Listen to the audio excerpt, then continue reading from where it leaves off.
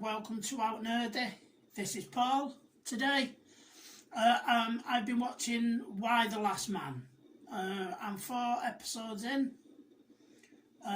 Is it what? First, before we go into what it's about and whatever, the main question is going to be: is it woke? Is it woke garbage? Episode 1, certainly.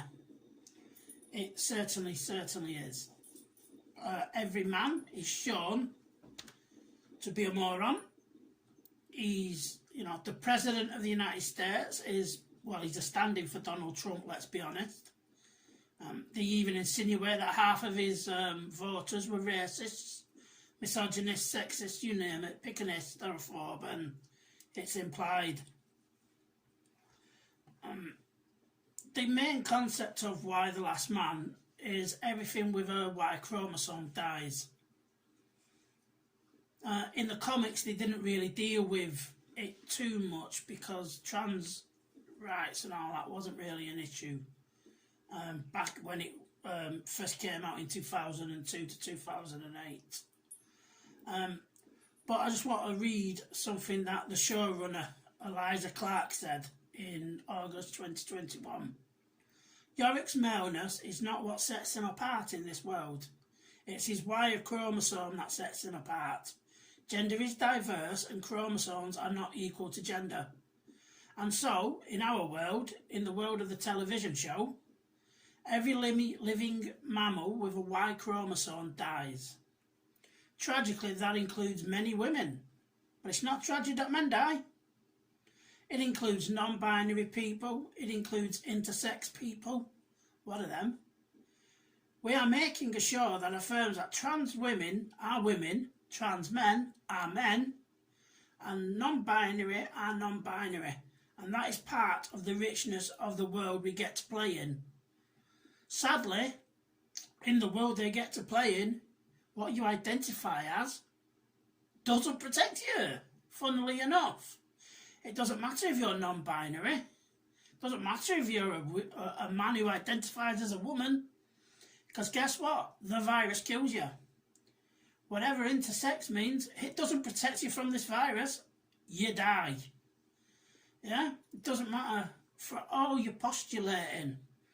If you're a man pretending to be a woman, a trans man in this universe, in this TV show, that doesn't protect you.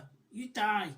So for all its inclusivity, for all its SJW nonsense made up words, yeah, unless you were born biologically a female, you die.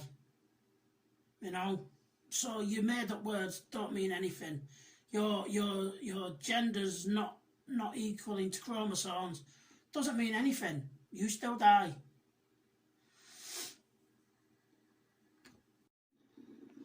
So is it any good? I think it has the potential to be. Episode 1 is absolute garbage for me. All it did was man bad. That were it. We don't find out anything at the moment in the first 4 episodes about how the virus comes about, but from what I can gather from reading about the comics, I've not read them, I'm purely going off what I'm seeing on my TV. You don't generally get a straight answer anyway, so that, that's possibly going to be another Walking Dead situation. Just tell us why. I like to know why, but that's just me. We see the fall of man, or males. It's interesting that we see the human males going down in, agony almost. It's lots of coughing up blood, and it's not a quick, like a snap, Thanos snap or anything. It's not just they drop down dead suddenly. No, they suffer. They seem to suffer quite a bit, but again, what could you possibly expect? I much preferred the other episodes.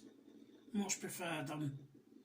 we get to find out a little bit of how quickly things fall to bits, because there isn't the engineers, there isn't the builders, there isn't the infrastructure workers around anymore, because obviously they've all died. We get to see the women trying to pick up pieces as fast as they can, really, because obviously all the men are dead, but you've still got decomposing bodies, which is going to lead to disease at some point. We get to see how nuclear reactors are going to fail because all the engineers are dead, or the majority of them are dead. We get to see subways being flooded because the pumping stations isn't keeping the water at bay. And these are aspects of the show which should be really interesting. And for me, which are the good points of the show, is seeing how do the women go forward from this. Obviously, you know, one man survives, Yorick, who is the son of the future president of the United States. And even he in episode 1 isn't shown in the greatest of lights, shall we say. He's seen as someone who's more deadbeat, a bit of a loser, I feel. And he eventually gets rescued by a secret agent of the president's. And we're just about to go find, and at the end of episode 4 he's going to see a specialist to find out what's going on. Why is he the only man remaining? And one assumes, how can they fix the situation? Because obviously, as it states, without men there's no humanity, because obviously it takes two to make a baby. By whichever way of means you do it, at the moment it takes male DNA and female DNA. And I'm sure I'll get in trouble for saying that as well. Probably won't even get this video uploaded thanks to YouTube's policy, because I possibly said a few things they won't like. But is the show any good? It has the potential. I'm just worried about the way it would go, because right now I think this is shown on CBS, and going off some of their stuff recently or what they have planned, they desperately need a bit of a win. The only decent thing I think they've got is Magnum and SEAL Team right now. Sorry, my dog was just barking then. He's a nutter.